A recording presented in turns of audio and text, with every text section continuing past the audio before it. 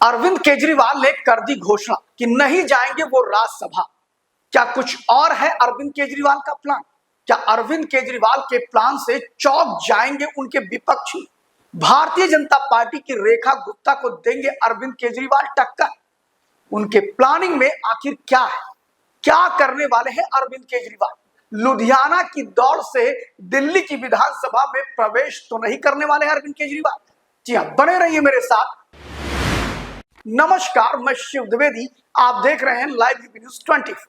हम शुरुआत कर रहे हैं अरविंद केजरीवाल के उस बयान से जिसमें उन्होंने राज्यसभा की सीट जीतने के बाद उनसे जब पत्रकार ये प्रश्न करते हैं कि क्या आप राज्यसभा जाने वाले हैं, बड़े ही दमखम और बड़े आत्मविश्वास के साथ अरविंद केजरीवाल ने कहा कि बिल्कुल नहीं, हम राज्यसभा नहीं जाने वाले।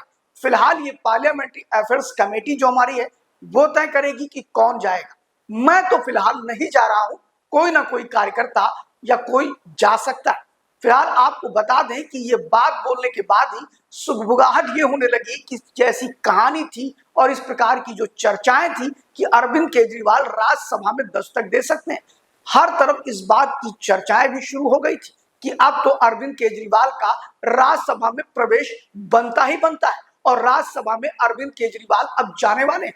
लेकिन आपको बता दें कि अब सूत्रों से ऐसी खबरें आ रही हैं कि अरविंद केजरीवाल की योजना कुछ और है जिस पर लोगों का ध्यान नहीं जा रहा है। आपको बता दें कि अरविंद केजरीवाल ने जिस तरह लुधियाना पश्चिम से संजीव अरोड़ा को लड़ा करके राज्यसभा की सीट खाली की है, वह फिलहाल दिल्ली के किसी विधायक को अब राज्यसभा भेज के दिल्ली की सीट पर चुनाव लड़ेंगे और उस उपचुनाव के बाद वो दिल्ली के सदन में गर्जना चालू कर देंगे। यानी कि दिल्ली विधानसभा में वो अपनी उपस्थिति बाकायदा बनाए रखना चाहते हैं।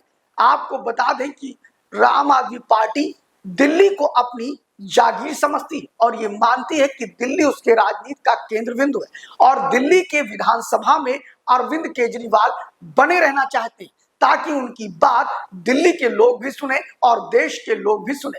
आपको बता दें कि अरविंद केजरीवाल की इस पूरी गणित की अगर हम बात करें तो उसमें ओखला सीट की बात करें जहां अमानत उल्लाह खां जीत करके आए हैं, उस सीट पर तो फिलहाल इनकी दाल नहीं गलनी है।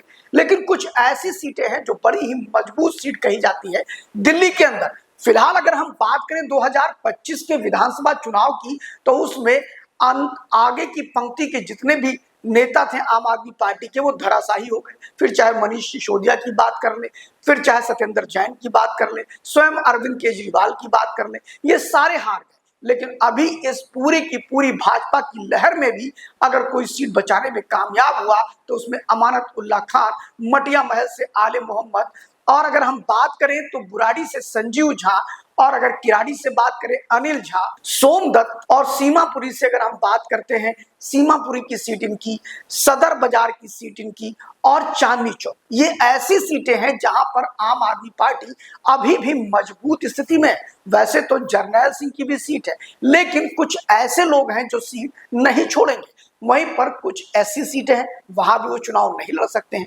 तो अब कुल मिलाकर के 4-5 ऐसी सीटें हैं जहां पर अरविंद केजरीवाल दांव अपने चुनाव की लगा सकते हैं और उस सीट को खाली करके उसके विधायक को राज्यसभा में भेज सकते हैं, जिसमें संजीव झा, अनिल झा, और हम सदर बाजार चांदनी चौक के जो विधायक हैं उनसे ये कहा जा सकता है कि आप अपनी सीट को रिजाइन कर दें और वहां से अरविंद केजरीवाल को लड़ाया जा सकता है। अब देखना यह है कि अरविंद केजरीवाल इसमें सबसे सुरक्षित सीट किसको मानते हैं। फिलहाल किसी मुस्लिम विधायक को वो सीट ना तो लेंगे और ना वहां लड़ेंगे। एक चीज और बता दें कि अगर मुस्लिम विधायकों की सीट से वो लड़ते हैं तो निश्चित तौर पर जीत जाएंगे।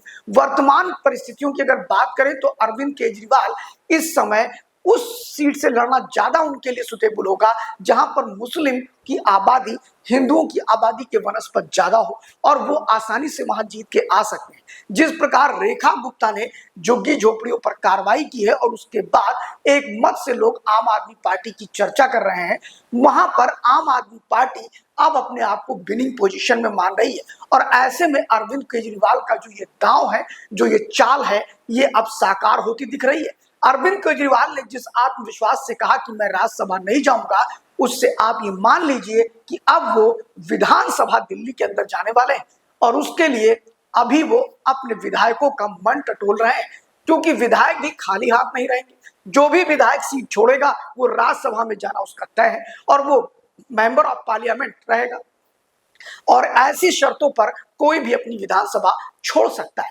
फिलहाल संजीव झा, अनिल झा, ये दो उनके बड़े ही करीबी बताए जाते हैं, लेकिन इसके अलावा भी अरविंद केजरीवाल के पास बड़े ऑप्शन है, और वो अरविंद केजरीवाल आम आदमी पार्टी के नेशनल लीडर हैं, राष्ट्रीय संयोजक हैं। इसके अलावा मुख्यमंत्री लगातार 3 बार उन्होंने शपथ लिया दिल्ली का, और पूरी पार्टी ही उन्हीं की है। वहां कोई पार्लियामेंट्री अफेयर्स कमेटी और इस तरह की जो चर्चाएं हैं, ऐसा कुछ भी नहीं है। तो एक तरह से हम ये मान सकते हैं कि आने वाले दिनों में अरविंद केजरीवाल को आप दिल्ली की विधानसभा में दहाड़ते हुए देखेंगे, रेखा गुप्ता का सामना करते हुए देखेंगे, और एक बार फिर से दिल्ली में वो दिखाई पड़ेंगे।